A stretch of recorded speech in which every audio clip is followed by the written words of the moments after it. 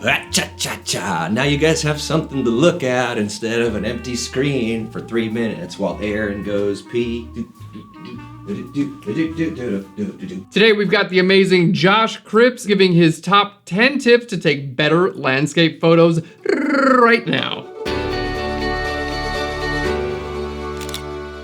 Hey there, welcome to Phlearn. My name is Aaron Nace. You can find me on Phlearn.com where we make learning fun. And I'm so excited about our special guest today, Joshua Cripps, also known at Joshua Cripps Photography on Instagram. Personally, I'm super excited to learn. I'm a tiny little bird going cheep, cheep, cheep, starting landscape photography. Great, well I'll mama bird and puke into your mouth Puke right knowledge now. right into my mouth and into...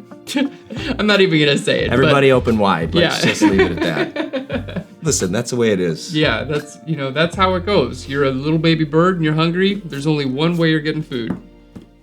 Vomit. So start us off, what is your first tip to help people take better landscape photos today? My number one tip for improving your photography in general, landscape or otherwise, is get rid of your expectations. So it's all too common to show up at a location thinking, I need this kind of light, I'm gonna shoot this kind of composition, and those things almost never materialize, right? You can't control that with landscape photography. Mother Nature has to meet you halfway. And if she doesn't do that, it's way too easy to say, this isn't what I wanted. I'm not gonna shoot, there's nothing to shoot, and you go home, which sucks because you're not having any fun, you're not taking any photos. Yeah. So the best thing you can do is get rid of those expectations, really listen to the scene, the story it's trying to tell you. What do you mean by the story that it's trying to tell you? So you might not have the light that you were hoping to see, some epic show in the sky that you get out there with your wide-angle lens. But maybe if you look behind you, there's a beam of light coming down through the clouds, hitting just a small part, isolating it from the background. And if you're really paying attention, that scene is speaking to you. It's trying to tell you a story of, hey, this amazing thing is happening right over here. Right, so don't get too fixated on like one idea. Just get to your location, see what it offers you, and try to capture the best you can. Yeah, basically just be open to the possibilities that are actually there. Because if you show up on a location and you're only looking for what you want to see, you'll never actually see what's there. Fantastic, let's keep it going. All right, for number two, I want to make it a little more practical. Okay. If you're out there and you're shooting with a wide-angle lens, you basically want to be looking for a couple of elements to tell the story of a landscape, a foreground, a midground, a background. Okay. And to make the best possible foreground, yes, there's a couple of things that go into that. Foreground is close to the camera. That's right. Background is far from the camera. Exactly right. So a foreground object is a lot of times what you're using to grab your viewers by their eyeballs and pull them into the frame. Interesting. And the best foregrounds have a couple of common characteristics. One, they exhibit contrast. Okay, so what do you mean by contrast here? So in the world of contrast, you have three kinds. There's color contrasts, tonal contrast, which is basically light against dark, and textural contrast. Cool. And so if you're looking for those things, it'll really help your foreground pop out of the frame. And on top of that, if you want to add more, you want to be looking for foregrounds that have the right scale. So you can find something that has an amazing contrast, like a single red flower and a gigantic bush of green leaves, but if it's a tiny little thing, it's not going to stand out in your frame. So you want a foreground element that fills most, but not all, of about the bottom third of your composition. So speak to me on the importance of having a foreground element. Like, what am I missing if there's nothing in the foreground? Like, I'm thinking of one of your shots. We'll put it on the screen now of this like beautiful. It looks like a bristlecone pine, just like the pine that's like coming up there and kind of reaching into the sky. What do we miss when we don't have something prominent in the foreground? When it's just mountains in the background? Yeah, so one of the beautiful things about having a foreground element is it creates a sense of connection for the viewer.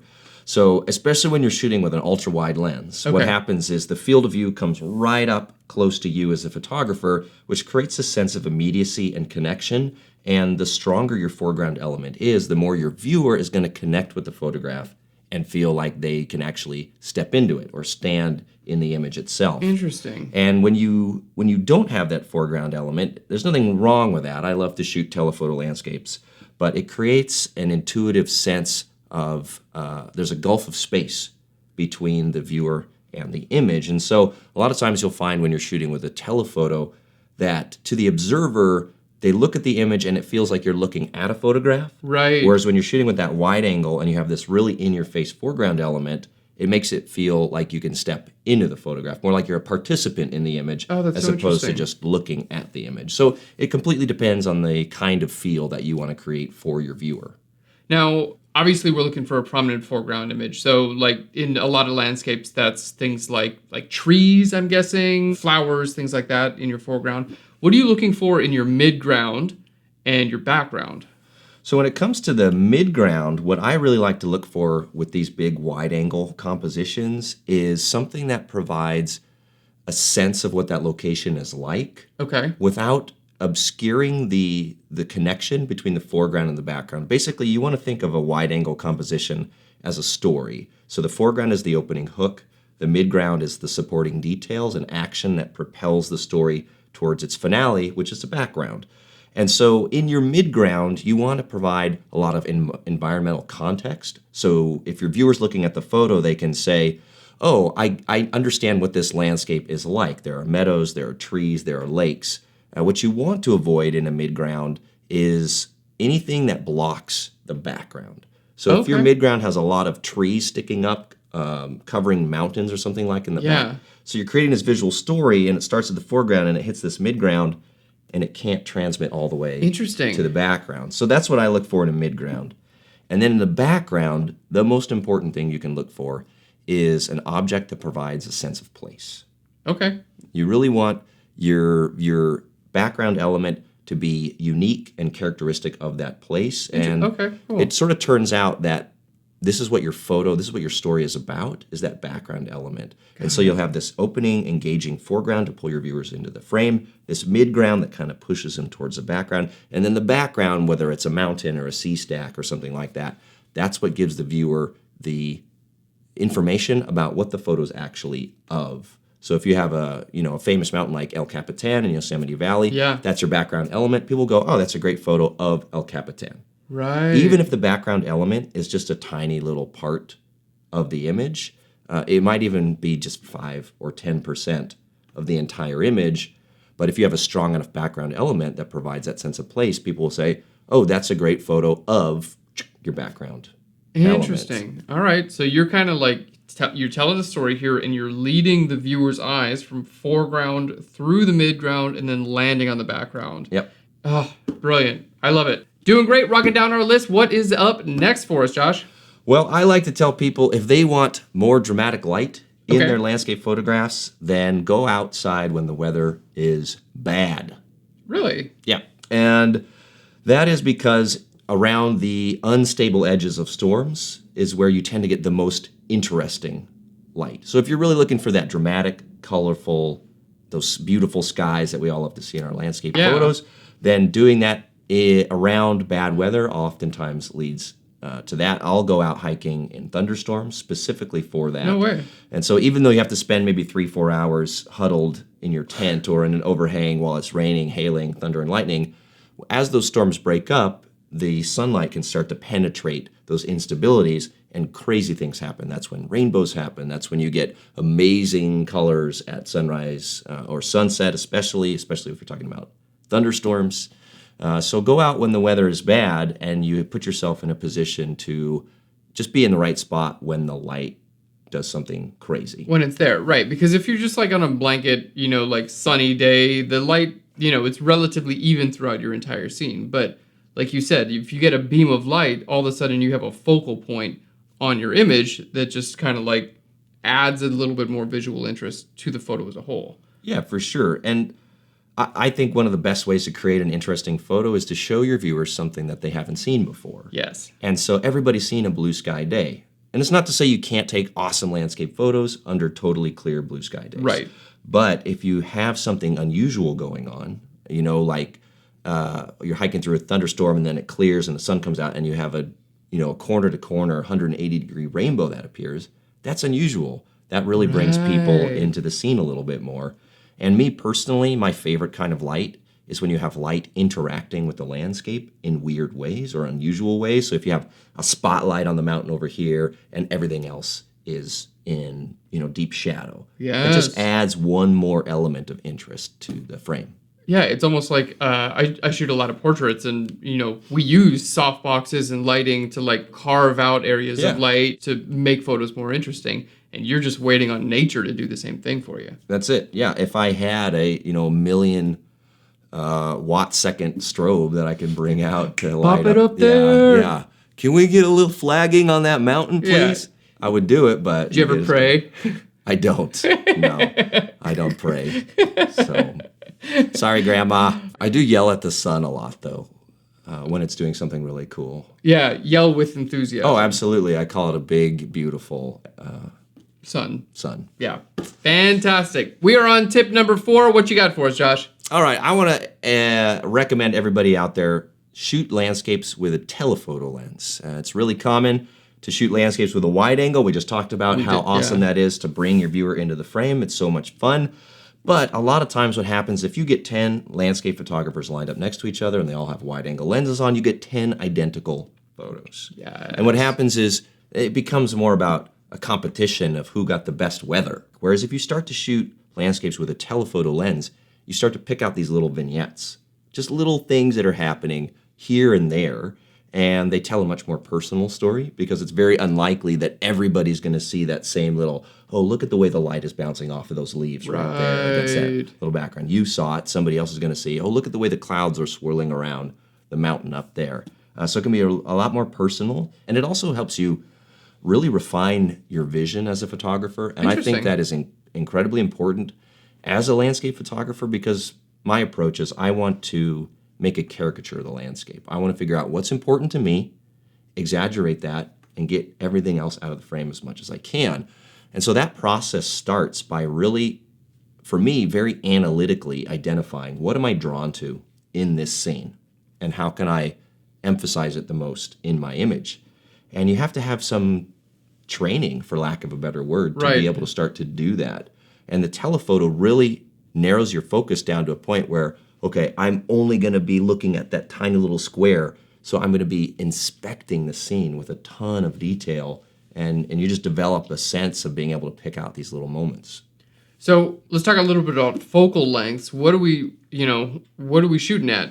Yeah, so my favorite lens right now for shooting landscape photography is a 70-200. Right on. So that's when you said telephoto, I assumed you were talking about even longer than 400, 500 millimeters. Well, I do love that focal range too. That's a little more extreme. It's really hard to utilize effectively if you haven't had a lot of practice in identifying these small scenes. Right. But for shooting the full moon, for example, I love shooting at that 400 to 600 millimeter length. But the 70-200 is an amazing lens for landscape photography. Like I said, it allows you to make very personal choices so that people know, oh, this is Josh's shot versus this is Aaron's shot, even though we were standing in the exact same spot. Right.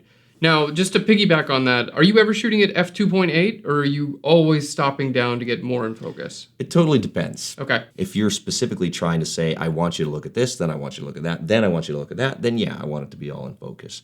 But we were just in New Zealand, for example, in September. We had this foreground by the very famous Wanaka willow tree, and it was really ugly, super unaesthetic, just this random chaos of pools and muddy rocks, and it was not attractive. And the amount of detail in that foreground was competing with the amount of detail in the tree. And so the way we solved that problem was everybody who could went down to f4, f2.8 on their lenses, focused on the tree, and the foreground just washed out in this beautiful blur of details. And basically, you can think about it like we took a landscape-style portrait of this tree. Cool. And so we're creating this framing, this soft framing element to push the viewer's attention to the tree and not have it be distracted. So, yeah, every now and again I do that. Cool. Using portrait photography techniques in landscape. Who would have thunk it? Who would have thought? Brilliant. So our next tip has to do with this versus this. What's your stance on it? So I recommend that you only shoot diagonal black and white photos because, it's just so creative. No, I really, really recommend that people spend a week or more shooting only portrait orientation. That's vertical turning orientation. your camera sideways so that you get a tall photo rather than a wide That's photo. right. It's so common to get out there and just, this is how my camera is. I'm going to shoot it like that. Yes. And what happens, especially when you're shooting with a wide angle lens, is you include a ton of stuff. You So might easily see, here's my foreground, here's my background, I'm going to line those up. And your eye, the funny thing about it is you focus in on what's important to you and your brain automatically pushes everything else away, right? That's why when you're photographing the moon, it looks so huge to your eye, and then you take a shot of it and it's like 3 bright pixels. Same thing happens when you're shooting horizontal landscape photos. You can inadvertently include a ton of stuff on the left and the right that is a visual distraction, that doesn't add anything to your story, that you don't notice with your eye when you're just looking at the scene, because all you're seeing is, whoa, look at this really cool flower, and then look at that really cool mountain in the distance. Right. You don't notice all the branches sticking in from the left or the crap over here on the right. And when you shoot vertical, what happens is it really forces you to pay attention to that horizontal space, and it tightens up your compositions and allows you to simplify, remove those distractions. And it's going to feel restrictive at first, it always does, but give yourself those limitations, forces you to solve problems, and you become a better photographer. Yeah, not to mention, like, this guy right here, I mean, for me, it's totally changed the way that I take photos, because most people are consuming photos on a vertical screen these days, and it makes sense that landscape photography on a vertical screen, like, you know, rather than seeing this much of your screen, now it's going to fill the whole thing. Yeah, for sure. And I think this is pretty intuitive to a lot of people now because of that. Mm-hmm. When I first started doing landscape photography, Instagram wasn't a thing. Sharing images wasn't a thing yet. And we really had to force people when we were teaching workshops or classes to turn the camera this way. And it is much more common now, but I think it's still a fantastic tip. Yeah. Give yourself a limitation that you have to overcome. And every time you do that, you grow as a person. Yeah. Fantastic. Are you ready? Mm-hmm. What's the next tip? The next tip is to let your emotions be your guide when it comes. I'm so scared of this. Yeah. Well, then you should probably underexpose your photos to create a dark and moody feeling. Yeah, what do you mean by let your emotions be your guide? Yeah, so I basically mean that you should figure out the story that you're trying to tell as a landscape photographer. And a lot of times that comes from how you feel in the scene. Mm-hmm. Do you feel peaceful? Do you feel energetic? Do you feel scared? As you said, you might have a storm coming in with lightning bolts that is freaking you out. And if you take a photo that portrays that scene as bright and happy and wonderful, then there's a disconnect between the emotions that you had and the story that you're telling your viewer.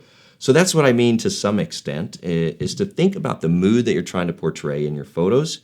But I also mean in terms of technical camera settings. So for example, if you're shooting at the ocean and you feel incredibly calm and peaceful and serene, then you might want to put a 10-stop filter on your lens and neutral density neutral density filter, exactly. And that allows you to stretch your shutter speed out longer and longer and longer. I mean, it could be even minutes in some cases. And what happens then is all the waves smooth out. They look like mist or fog. And the sky becomes just whooshing streaks of clouds. And it has a very peaceful feeling to that image. Whereas if you're in the moment and the waves are pounding and they're bashing off the rocks and it makes you feel a lot of energy or apprehension, then maybe you want to choose a shutter speed more like a 20th of a second. Because when the wave hits a rock and crashes off, at that shutter speed, you'll get this. Right, yeah. And that has energy. Your viewer can feel that when they look at the photo. Wow. But you're saying 20 of the second. You're not saying 1/2000th of a second to freeze it, right? You still want a little bit of that, like. Depends. That's a different feeling altogether. If you're doing 1/2000th of a second, you're freezing all those drops. Yes. That creates a sense of tension, drama, and anticipation. Ooh, cool. Good tip, man. I dig that one. Mm-hmm. All right, what we got? What's next on our list? The next tip has to do with finding locations. How do you find that next killer spot as a landscape photographer? Because it's all well and good to go to the same places everybody else is going. It's fun to visit those places. They're iconic for a reason. But if you're really trying to express your own vision as a photographer, it's hard to do that when you're simply replicating a composition that's been shot a million times. What I really like to recommend to people who are at that level where they feel confident with their photography and they want to start finding their own locations, the easiest way, go to a popular photo spot. Okay. And then just walk another quarter mile. down the trail. Okay. You know that this place is amazing. If you go to Yosemite Valley, you know it's going to be amazing. Right. But if this is the popular photo spot here, what happens if you walk half a mile that way? Well, one, you're going to be by yourself, which is always cool, I think, for expressing yourself personally. Yep. And two, who knows, you might find a totally novel viewpoint of some famous peak, or you might find something totally different. That's so cool. Yeah. And what is your advice for just like going out in the middle of nowhere and just like seeing what you can find? Yeah, well, I love doing that, Okay, personally. yeah. I'll stare at a map for hours just looking at, oh, what's the name of that lake? What's the name of that mountain? How do I get there? What's that? Cool. And I try to take as much uncertainty out of it as possible because at this point, there's no way you're the first person to go anywhere. Just about it, yeah. But there may not have been that many photographers, but there's always a fisherman or a hiker or somebody who's been to these places. So just jump on Google Images and I'll search, oh, what's the name of that lake? Lake Marion, what does that look like? Cool. And even if it's just somebody's vacation snapshots, it gives you an idea of the possibilities of what might be there, what you might be able to shoot. Crazily enough, I never thought about looking at a map to, like, oh, there's a lake here and a mountain there. I'll stand over here, lake in foreground, mountain in background. I'd never even thought of that. Yeah, absolutely. So one of the potential issues with just random exploring is you might get somewhere where it doesn't pay off. Right? So you just have to decide what you want to do, if it's worth it to invest the time to get to a place where there might not be any awesome photos. Right. But if you're a landscape photographer, hopefully you're being driven by the experience of being outdoors anyway, Totally. right? So even if you get to a spot where you can't take a photo, you might have, discovered a new spot to you, which is always cool. That's cool. All right, we're on number 8. We're number 8. All right. Countdown started. We are at tip number 8. What you got for us, Mr. Josh? So tip number 8, Mr. Aaron, comes from something that you told me the other day. You were frustrated that your landscape photos always come out looking like snapshots. Yeah. And one of the easiest ways to solve this problem, it basically has to do with the quality of light in your photograph. Okay. And so when you are shooting at sunrise or sunset, what happens is you have a very dark foreground and a bright sky. And if you just take that image, it looks very snapshotty. What you can do is if you darken the sky by using a graduated ND filter, or you can do it in post, brighten the foreground. I usually recommend about 3 stops. Okay. It creates the same quality of light in your photo as a classical landscape painting. So if you look at some of these old masters, they're not painting a dark ground and a bright sky. No way. And so I never even thought of looking at a landscape painting. What? For real? Yeah, so look at Never thought about that. Albert Bierstadt or something, and you see how he deals with light. And if you just try to emulate that quality of light in your landscape photos, you'll get the same effect, that very artistic feel to it. Oh my God, I love it. Now, are you exposure bracketing in your camera? Sometimes I do. If I'm in a situation with really extreme dynamic range, I will. But most of the time now, the cameras are so freaking good that I just shoot one shot. And my approach is basically, some people call it exposed to the right. What I do is basically I expose as brightly as possible. Okay. Up to the point that my highlights are starting to get blown out. I'll march it back just a tiny bit. Because you can recover shadows so much easier in post than you can your highlights. As long as I know my highlights are in check, I'll take a quick look at my histogram. Yeah. And this is more of a fine point, but I always shoot the most neutral picture control on my camera. It's called flat. And it looks really boring in the field. Yes. But it gives you the most accurate representation of your raw data, so you have a better idea of if your shadows are clipped, if your highlights are clipped, then you can make a better decision about your exposure in the field. Cool. Good. Good to know. Right on, man. Great tip. Okay, dos mas. Yeah. Almost done. We're on number 9. What we got, Josh? So, all right. For number 9, I want to head back to the ocean. Okay. If you've ever seen a photo of these beautiful watery streaks, how you get that effect, it's a very deliberate choice of shutter speed and timing. When you actually press the shutter button is critical. So to get that effect, what I recommend you do is put your shutter speed anywhere between a half second and 2 seconds is the sweet spot.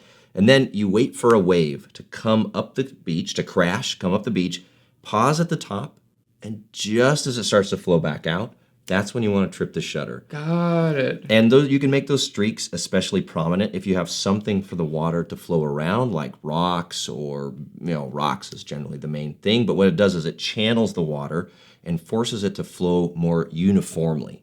That's what you're trying to capture, is that uniform Interesting. movement of the water. Right. And so combined with that shutter speed, that timing, and that uniform motion, that's how you get that cool streaky effect. Oh, that's so cool. Yeah, and you can do that at any ocean. I mean, and even like rivers and waterfalls, like you can get that motion as long as you're shooting, like you said, between like half a second and 2 seconds. Yeah, so waterfalls are a little bit of a different story. There's this idea called the perfect ribbon. With waterfalls, you might think, oh, I just want to go as long as possible to get that flowy effect. But as you do that, the details of the waterfall start to disappear within the chaos of the movement of the waterfall. Right. And so, for example, if you go to a place like Yosemite Falls, which is a huge, powerful, pumping waterfall, and you do a long exposure, what happens is the entire waterfall just becomes a white triangle with no detail in it Interesting, whatsoever. right, All the yeah. detail gets completely washed out.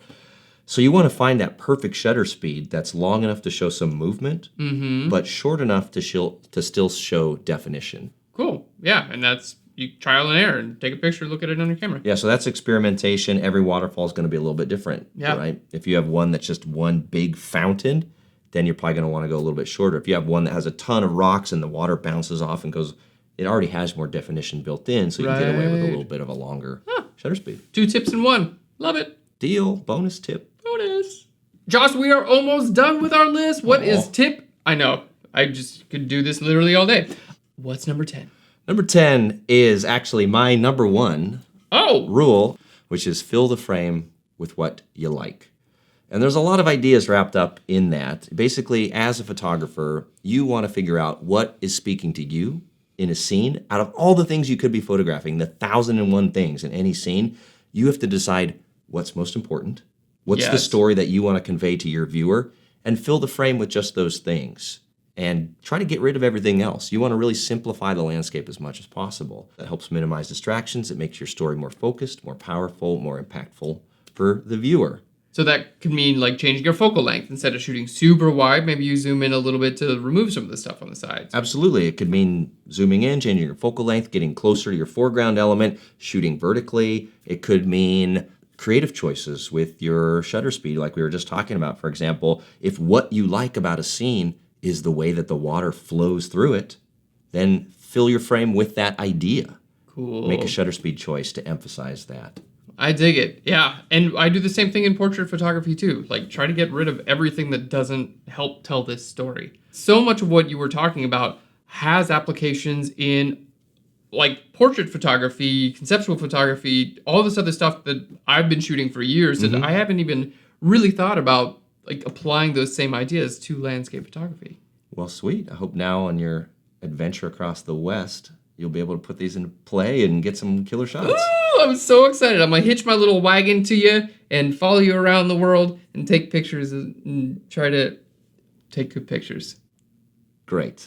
Well, Josh, thank you so much for sharing your tips. Your photos speak for themselves and your advice spoke to my heart. Oh, that's sweet. Thank you. Thanks so much, Josh. My pleasure, man. Thanks for having me. Thank you so much for watching. I hope you enjoyed this video. If you want to get more tutorials and videos like this, you can subscribe to our YouTube channel. You can do that right up here. YouTube thinks you're gonna love this video over here. And if you want to take your photography and Photoshop to the next level, I highly recommend Phlearn Pro. You can learn more about it right up there.